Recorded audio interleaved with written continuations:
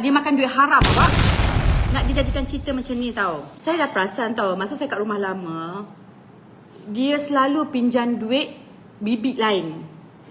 Lepas tu ada satu hari tu dia nak pinjam duit Ash. Dia hampir nak kena scam Dia nak advance. Dia nak advance. Kita bagi, Datuk bagi. I okey je.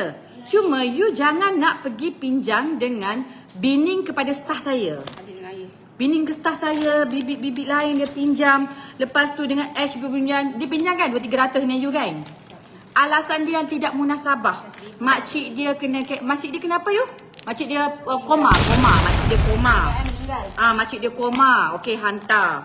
Lepas tu seminggu kemudian makcik dia meninggal. Tak boleh dikubumikan. Kalau tak hantar duit 1,500, nanti mayat dia merepuk berbau. Macam makcik bibik tak ada anak ke? Tak ada suami ke? Tak ada saudara mara ke? Tapi bibik kena tolong.